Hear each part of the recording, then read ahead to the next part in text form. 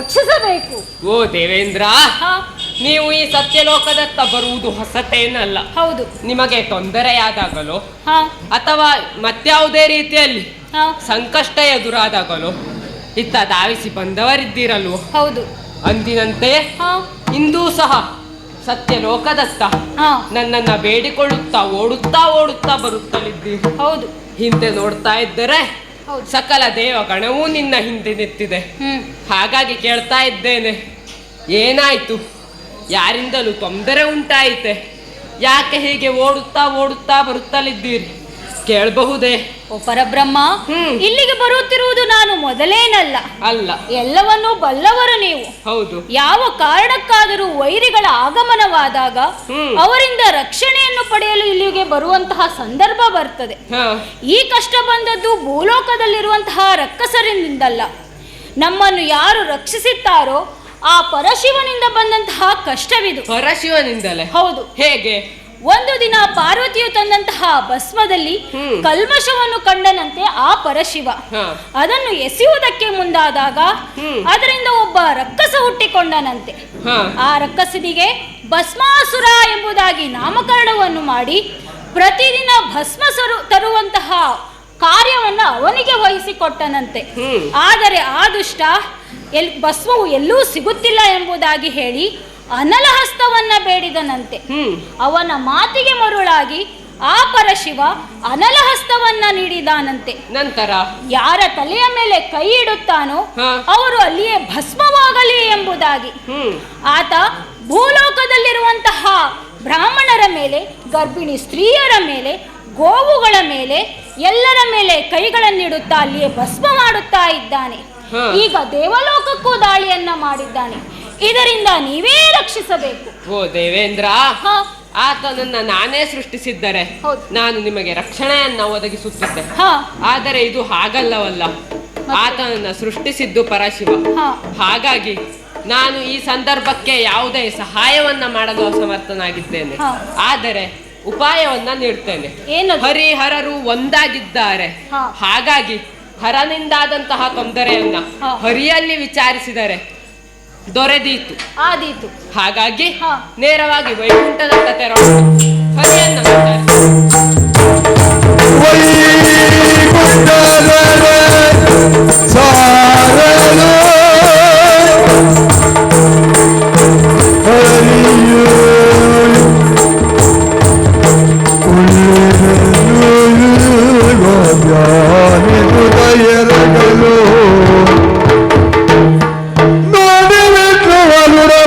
ಬ್ರಹ್ಮಗನಿ ನಿಸರ್ಗೂಡಿಯರಗಿ ದೈನ್ಯದ ಪಾಲುತ ನಿಂದಿರಲು ಇವರ ನೋಡುತ್ತಗರಿ ಕೂಡ ಕುಳ್ಳಿರಿಸುತ್ತ ಎಂದಾಗ ಏನು ಕಾರಣದಿಂದ ಬಂದಿರಿ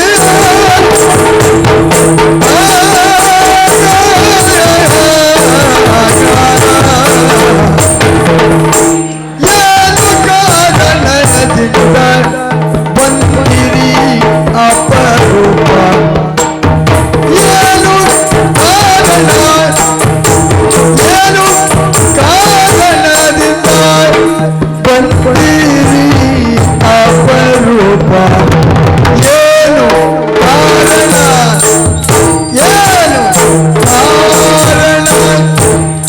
ಬಂದಿರಿ ಅಪರೂಪ ಬಂದಿರಿ ಅಪರೂಪ ಬಂದಿರಿ ಅಪರೂಪ ಮಾನದೆ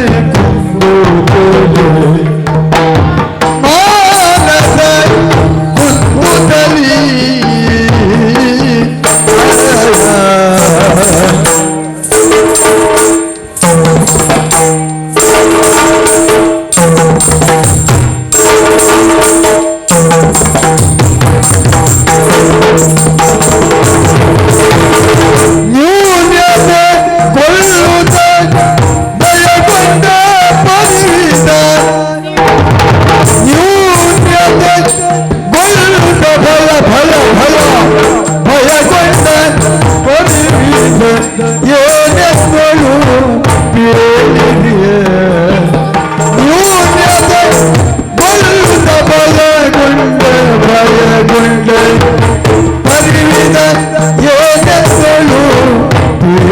ಎದುರಿಗೆ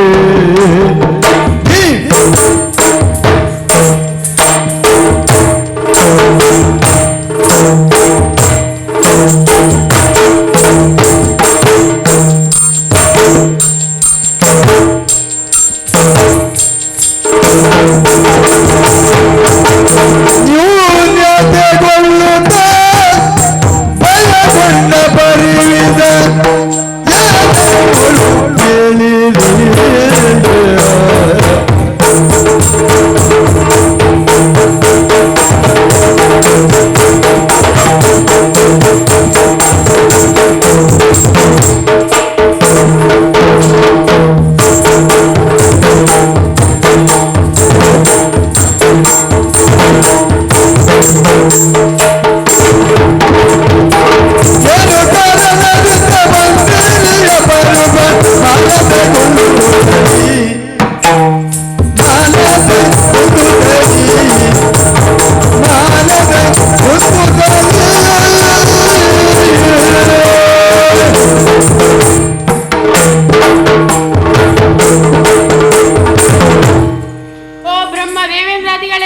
ವಂದಿಸಿಕೊಳ್ತಾ ಇದ್ದೇವೆ. ಶುಭವಾಗಲಿ ಎದ್ದೇಳಿ. ನಿಮ್ಮ ಬರೋಣ ನನಗೆ ಆಶ್ಚರ್ಯಕರವಾಗಿದೆ. ಯಾಕೆ? 33 ಕೋಟಿ ದೇವತೆಗಳನ್ನು ಕೂಡಿಕೊಂಡು ಬಂದಿದ್ದೀರಿ. ಅಷ್ಟೇ ಅಲ್ಲ, ಬ್ರಹ್ಮದೇವನು ಜೊತೆಗಿದ್ದಾನೆ. ನಿಮ್ಮ ಬರೋಣ ಎನ್ನುವುದು ನನಗೆ ಅನಿರೀಕ್ಷಿತವೇ ವಿನಃ ಯಾವ ಕಾರಣಕ್ಕೂ ಅನಪೇಕ್ಷಿತವಲ್ಲ. ಮನದ ಹದನವನ್ನು ವದನ ಸೂಚಿಸುತ್ತದೆ ಎಂಬ ಹಾಗೆ ನನಗೆ ಅನಿಸುತ್ತಾ ಇದೆ. ನಿಮಗೆ ಯಾವುದೋ ದುರುಳರ ಬವಣೆ ಎಂಬುದು ಎದುರಾಗಿದೆ ಎಂದು ಕೇಳ್ತಾ ಇದ್ದೇನೆ. ಯಾರಿಂದ ಅಪಾಯ? ಹರನ ಕೃತ್ಯಗಳಿಂದ ಇರಲು ಇಂಬಿಲ್ಲವಾ? ಹರನ ಕೃತ್ಯಗಳಿಂದ ಇರಲು ಇಂಬಿಲ್ಲವೋ? ಒರೆಯುವ ಯಾರಿಗಿನ್ನೋ ಒರೆಯುವ ಯಾರಿಗಿನ್ನೋ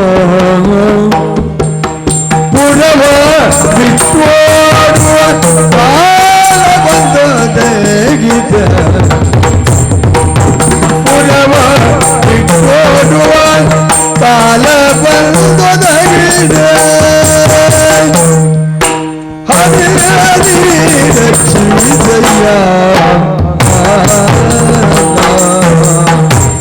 ಶ್ರೀಹರಿ, ನೀನೇ ರಕ್ಷಿಸಬೇಕು. ಹರನ ಕುವರನಾದ ಭಸ್ಮಾಸುರ ಎಷ್ಟೊಂದು ದುಷ್ಟ ಕೃತ್ಯಗಳನ್ನ ಮಾಡ್ತಾ ಇದ್ದಾನೆ.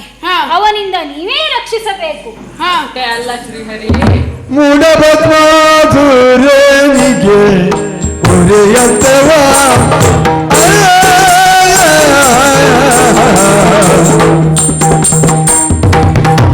ಮೂಢ ಭಸ್ಮಾಸುರನಿಗೆ ಉರಿಯತ್ತವ ನೀಡಿದ ಕಾಲದಲ್ಲಿ ಉರಿ ಹಸ್ತವ ನೀಡಿದ ಕಾರಣವೀಗ ಮಾಡಿ ಅನರ್ಥವೋ ಮಾಡಿದ ಅನರ್ಥವೋ ಭೂತಲದೊಳು ಹೋಗಿ ಮಾಡಿದ ಅನರ್ಥವೋ ಭೂತಲದೊಳು ಹೋಗಿ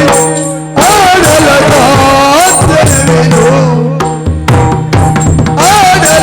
ಆಡಲದಾದ್ಯವಿದು ಮಾಡಿದ ಅನರ್ಥವು ಭೂತಲದೊಳು ಹೋಗಿ ಆಡಲದಾದ್ಯವಿದು ಆಡಲದಾದ್ಯವಿದು.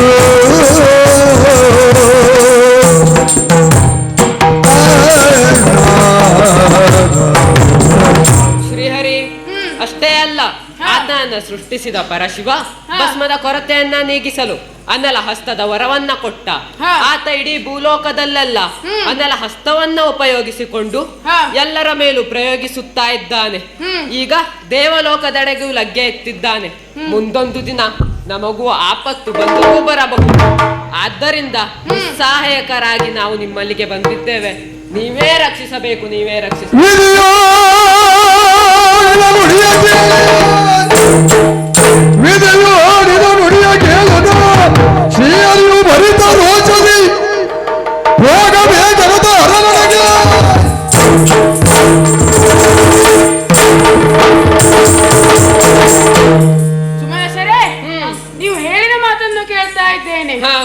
ಮಗನಿಂದ ಇಂತಹ ಒಂದು ದುಷ್ಕೃತ್ಯ ಎದುರಾಗಿದೆ ಅಂತಾದರೆ ಇನ್ನು ತಡ ಮಾಡುವುದು ಬೇಡ. ನೇರ ರಜತಾದ್ರಿಯತ್ತ ಸಾಗೋಣ.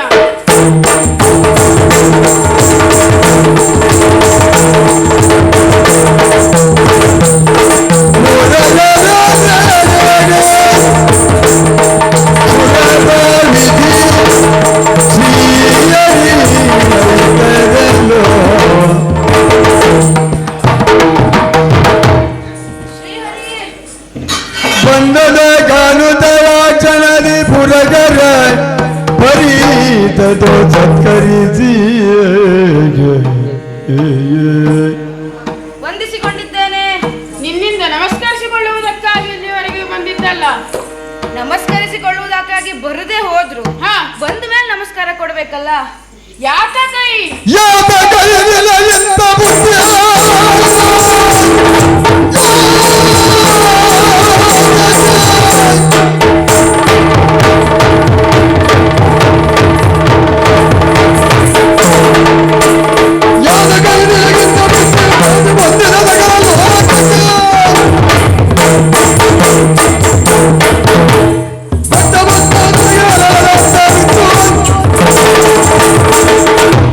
ಪರಮೇಶ್ವರ, ನಿನ್ನ ಬುದ್ಧಿಗೆ ಏನು ಮಂಕು ಬಡಿಯಿತೆ? ಯಾಕೆ? ಲೋಕಪಾಲಕ ಶಕ್ತಿಗಳಲ್ಲಿ ಉತ್ತುಂಗ ಸ್ಥಾನದಲ್ಲಿರುವಂತಹ ನೀನು ಭಸ್ಮಾಸುರನಿಗೆ ಅನರಹಸ್ತವನ್ನು ನೀಡುವುದರ ಮೂಲಕವಾಗಿ ಸಕಲ ಲೋಕಕ್ಕೂ ಕಂಟಕಪ್ರಾಯನಾಗಿರುವೆ. ನಾನು ನಿನ್ನಿಂದ ವರ ಪಡೆದ ಆತ ದೇಹ ಬಲದ ಜೊತೆಗೆ ವರಬಲವೂ ಸೇರಿ ತಾನಾಗಿ ಮೆರೆಯುತ್ತಿದ್ದಾನೆ. ಇಷ್ಟೇ ಅಲ್ಲ, ಹೀಗೆ ಮುಂದುವರೆದ ಆತ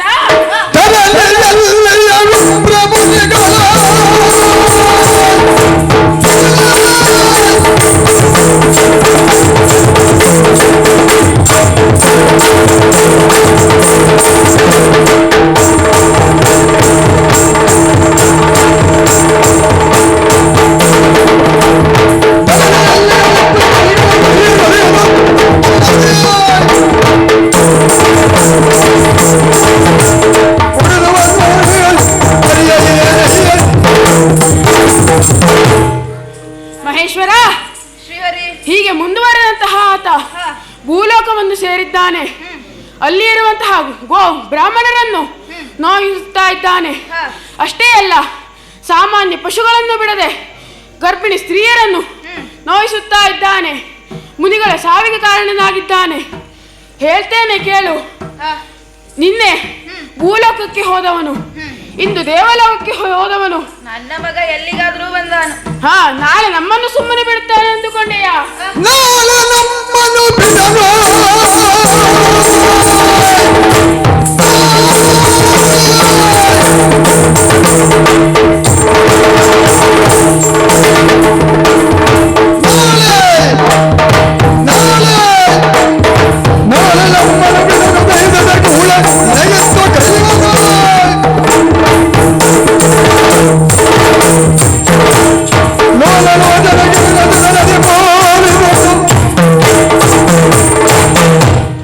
ಮಹೇಶ್ವರ, ಇಂದು ಭೂಲೋಕಕ್ಕೆ ಹೋದವನು ನಾಳೆ ದೇವಲೋಕಕ್ಕೆ ಹೋಗಿಯಾನು. ನಾಡಿದ್ದು ನಮ್ಮ ಮೇಲೂ ಕೈ ಹಿಡಿಯುವುದಕ್ಕೆ ಬರ್ತಾನೆ. ನಮ್ಮನ್ನು ಸುಟ್ಟು ಭಸ್ಮ ಮಾಡುವುದಕ್ಕೆ ಬರ್ತಾನೆ.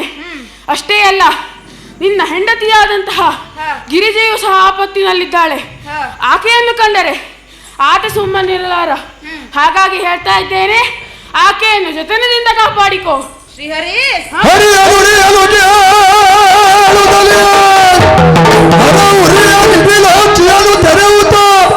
ಉಳಿಸಿ ಬಿಡುವನು ಕೂಡದಂತೆ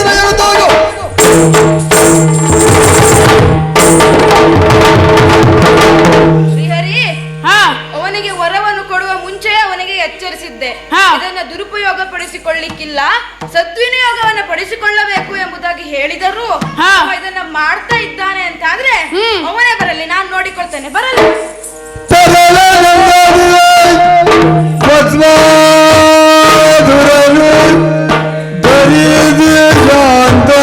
ಮೌನ ಗುಣದಲ್ಲಿ ಕನದ ಭಸ್ಮವಾರನಿ ಗಟ್ಟಿದ ಪುರಗದನ್ನು ಕಿರೀಟ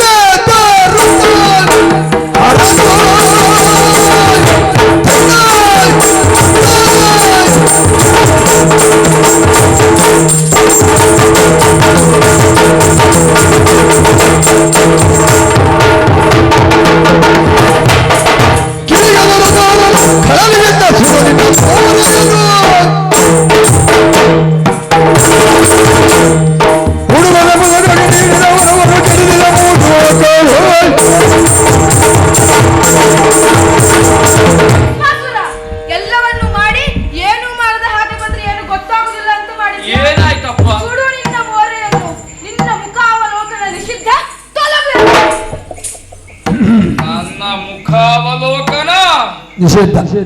ಯಾವುದಕ್ಕೂ ನಿತ್ಯ ನಾನು ಬಂದಾಗ ಭಸ್ಮವನ್ನ ಇಟ್ಟಾಗ ಒಳ್ಳೇದಾಗ್ಲಿ ಮಗನೇ ಅಂತ ಒಂದು ಒಳ್ಳೆಯ ರಾಗ ಬರ್ತಿತ್ತು. ಹೌದೌದು. ಇವತ್ತು ಅದೇ ರಾಗ ಬರ್ತದೆ ನಿರೀಕ್ಷೆಯಲ್ಲಿದ್ದೆ. ಇವತ್ತು ರಾಗ ಇಲ್ಲ. ಅದೇ ತಾಳದಲ್ಲಿ ಹೀಗಾಗ್ತಿತ್ತು ಕೈ. ಇವತ್ತು ತಾಳ ಇಲ್ಲ, ಬರೀ ಬೇತಾಳ. ಯಾಕೆ ಹೀಗೆ ಹೀಗೆ ಕಣ್ಣಾಡಿಸಿದ್ರೆ ನಮಗೆ ಇವರ ವದನ ಹೀಗಾಗುವುದಕ್ಕೆ ಹದನ ಏನು?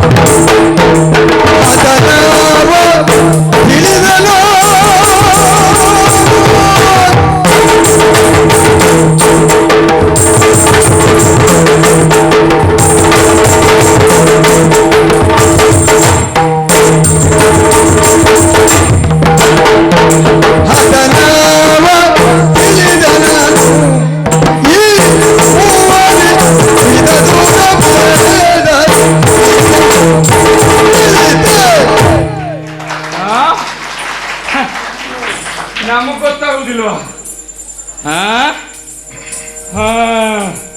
ಹೇಗೆ 4 ಹೆಜ್ಜೆ ಆಚೆ ಈಚೆ ತಿರುಗಿದ್ದೆ ತಡ, ಎಲ್ಲ ಒಳಗೆ ಹೋಗ್ತಾ ಇದ್ದಾರೆ.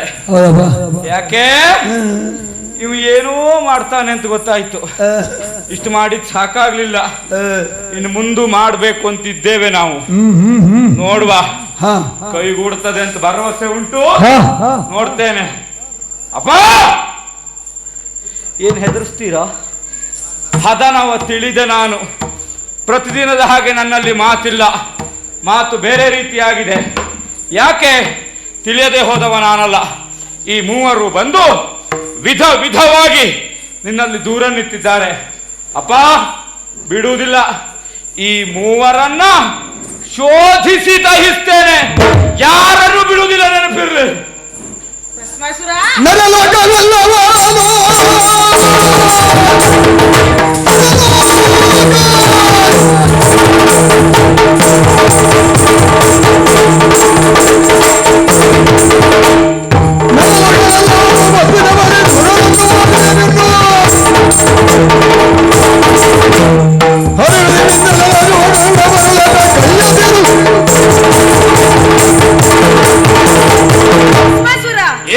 ವರವನ್ನು ಕೊಡುವುದರ ಮುಂಚೆ ನಿನಗೆ ಎಚ್ಚರಿಸಿದರು. ಗೊತ್ತಿದ್ದು ಅದನ್ನು ದುರುಪಯೋಗ ಪಡಿಸಿಕೊಂಡೆ ಅಲ್ಲ. ಯಾವ್ದು ತಗೊಳ್ಳುವಾಗ ಹೇಗಿರ್ಬೇಕು, ಯಾವ್ದಲ್ಲಿ ಉಪಯೋಗ ಮಾಡ್ಬೇಕು ಅಂತ ಚೆನ್ನಾಗಿ ಗೊತ್ತುಂಟು ನನಗೆ. ಗೊತ್ತಿದ್ದು ಮಾಡಿದ ನೀನು ಮರುಳ. ಯಾರು? ನಾನ ಮರುಳ? ನಾನಲ್ಲ.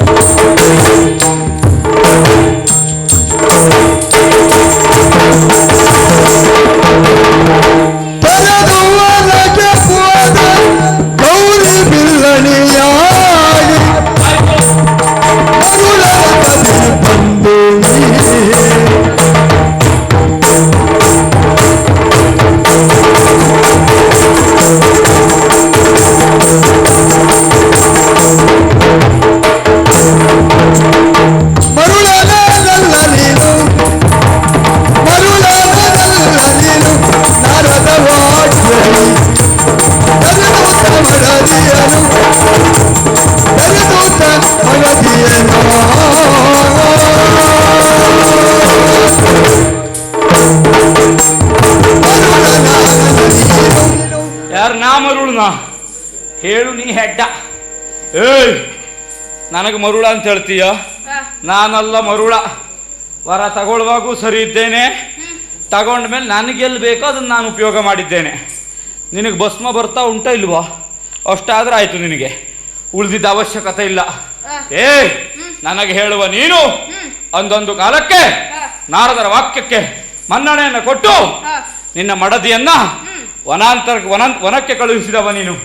ಇವತ್ತು ನನಗೆ ಬಂದು ಮರುಳ ಅಂತ ಹೇಳ್ತೀಯ.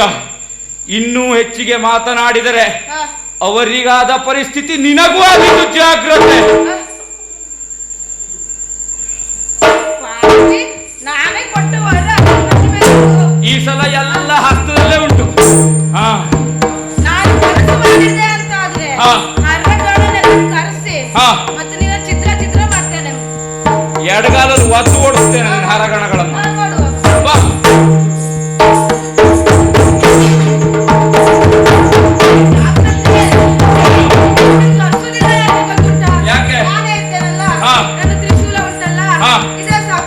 ಇನ್ನು ಕೆಲವು ಸಮಯ ಹೋದ್ರೆ ನಿನಗೆ ಗೊತ್ತಿಲ್ಲ, ಮತ್ತೆ ಹರಗಣ ಬೇರೆ ಇದೆ.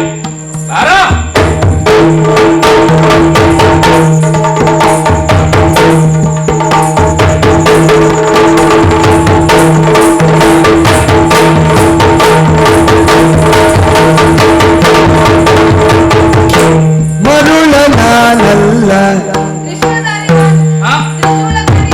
ಈಗ ನನ್ನ ಕೈಲುಂಟು. ನಿನ್ ಕೈಲಿದ್ದಷ್ಟೊತ್ತು ಬಹಳ ಪ್ರಯೋಜನಕ್ಕಿಂತ ಎರಡು ಮಾತಾಡೋದು ಮಾತಿಲ್ಲ ನಿನ್ನದ್ದು.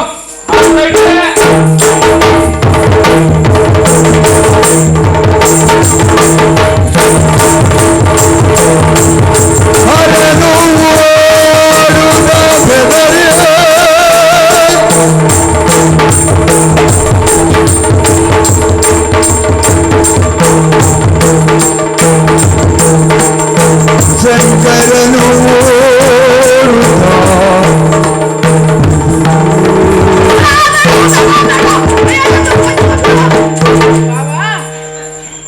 ಏನಾಯ್ತು? ಏನಿದು ನಿನ್ನ ಸ್ಥಿತಿ? ಅಯ್ಯೋ, ಜೀವನದಲ್ಲಿ ಇಷ್ಟು ಓಡಿಲ್ವ? ಯಾಕೆ ಇಂಥ ಮಕ್ಳಿಗೆ ಜನ್ಮ ಕೊಟ್ರೆ ಇಷ್ಟು ಓಡ್ಬೇಕು ಇವತ್ತು ಗೊತ್ತಾಯ್ತು. ಭಸ್ಮಾಸುರನ್ ಸತ್ಯ ಬಾವಾ, ಇದ ನಮ್ಮ ಕೈಯಿಂದ ಆಗುದಲ್ಲ ಅಂತ ಗೊತ್ತಾಯ್ತು. ಮೊದಲದಾಗಿ ನಿನ್ನಲ್ಲಿ ಕ್ಷಮೆಯನ್ನ ಯಾಚಿಸ್ತೇನೆ. ಯಾಕೆ ಯಾಕೆ? ಮೊದಲದಾಗಿ ಅವ ಹುಟ್ಟಿದ್ದೇ ಅನರ್ಥ. ಅವನಿಗೆ ನಾನು ವರ ಕೊಟ್ಟಿದ್ದು ಅದು ವಿಪರೀತ ಆಯ್ತು. ಈಗ ಅದನ್ನು ಅವನು ದುರುಪಯೋಗ ಪಡಿಸಿಕೊಳ್ತಾ ಇದ್ದಾನೆ. ಇದಕ್ಕೆ ನೀನೇ ಹೇಗಾದ್ರೂ ಮಾಡಿ ನಾಂದಿಯನ್ನು ಹಾಡಬೇಕು. ಯಾಕೆ ಗೊತ್ತುಂಟಾ? ನಮ್ಮಿಬ್ರಿಗೊಂದು ಲೆಕ್ಕಾಚಾರ ಉಳಿದದೆ ಹಾಗೆ. ಯಾಕೆ ಹೇಳು? ಹಿಂದೆ ನಾನು ತಪಸ್ಸು ಮಾಡುವಂತಹ ಸಂದರ್ಭದಲ್ಲಿ ನಿನ್ನ ಮಗ ಬಂದು ನನ್ನ ತಪಸ್ಸಿಗೆ ಕೇಡನ್ನ ಉಂಟು ಮಾಡಿದವ. ಅವನನ್ನ ಮೂರನೇ ಕಣ್ಣನ್ನ ಬಿಟ್ಟು ಕೊಂದವ ನಾನಲ್ವಾ? ಈಗ ಇವನನ್ನು ಹೇಗೆ ಮಾಡ್ಕೊಲ್ಲ. ಸ್ವಲ್ಪ ಜಮಾ ಖರ್ಚು ಎಲ್ಲ ಹಾಕಿ ಅದನ್ನ ಸಮ ಹೊಂಚು. ಆಯ್ತು.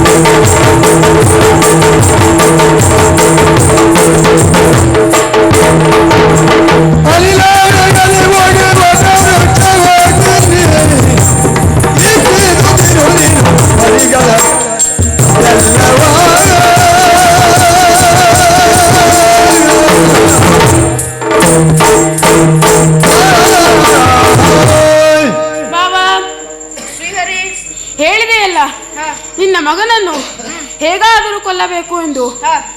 ಬಾಬಾ, ಈ ಲೋಕದಲ್ಲಿ ಆಗುವುದು ಆಗಿಯೇ ಆಗುತ್ತದೆ, ಹಾ. ಆಗದಿರುವುದು ಏನೂ ಇಲ್ಲ. ಇದೇ ಈ ಲೋಕದ ಸಿದ್ಧಾಂತ. ಹಾ. ಅದರಲ್ಲೂ ಲೋಕಕಂಟಕರು ಹಾ. ಲೋಕಕಂಟಕರ ಅಂತ್ಯ ನಿಶ್ಚಿತವೇ ಹೌದು. ಅಂಥದ್ರಲ್ಲಿ ಹಾ. ನಿನ್ನ ಮಗನನ್ನು ಕೊಲ್ಲಬೇಕು ಅಂತ ಹೇಳಿದೆಯಲ್ಲ, ಹಾ. ಆ ಕೆಲಸವನ್ನು ನಾನು ಮಾಡಿಕೊಡ್ತೇನೆ. ನೀನು ಅದನ್ನು ನೋಡಬೇಕು ಅಂತ ಆದರೆ ಹಾ. ಅದು ದೂರದಲ್ಲಿ ಕಾಣುತ್ತಿರುವಂತಹ ಹಾ. ಆ ಬಯಲಿನಲ್ಲಿ ಹೋಗಿ ವಟವೃಕ್ಷವಾಗಿ ನಿಲ್ಲಬೇಕು. ಯಾಕೆ? ಅವನನ್ನ ಕೊಲ್ಲುವುದು ನಾನು ನೋಡಬೇಕು, ಹಾ. ಆದ್ರೆ ಅವನು ನನ್ನನ್ನು ನೋಡಬಾರದು. ಆ ಕಾರಣದಿಂದ ಹಾ. ಮತ್ತೆ ನಾನು ಅವನನ್ನ ಕೊಲ್ಲುವಂತಹ ಸಂದರ್ಭದಲ್ಲಿ ಹಾ. ನಿನಗೆ ಪುತ್ರ ವ್ಯಾಮೋಹ ಎಂಬುದು ಜಾಗೃತವಾದರೆ ಹಾ. ನನಗೆ ಆತನನ್ನು ಕೊಲ್ಲುವುದು ಕಷ್ಟ. ಹಾ. ಆದ್ದರಿಂದ ಆ ಬಯಲಿನಲ್ಲಿ ವಟವೃಕ್ಷವಾಗಿ ನಿಂತಿರು, ಹಾ. ನಾನು ಆತನನ್ನು ಕೊಲ್ತೇನೆ. ಆದೀತು. ಭಾವನೆಗೆ ಧೈರ್ಯ ನುಡಿಗಳಾಯಿತು. ನಾನು ಇನ್ನು ಕೆಲಸಕ್ಕಾಗಿ ಹೊರಡಬೇಕು. ಅಂದರೆ ಭಸ್ಮಾಸುರನನ್ನು ಕೊಲ್ಲುವಂತಹ ಕೆಲಸ. ಇದಕ್ಕೆ ಉಪಾಯವನ್ನು ಮಾಡಿದ್ದೇನೆ, ಅದನ್ನು ಮಾಡಿ ತೋರಿಸುವುದಲ್ಲ, ಮಾಡಿ ತೋರಿಸ್ತೇನೆ.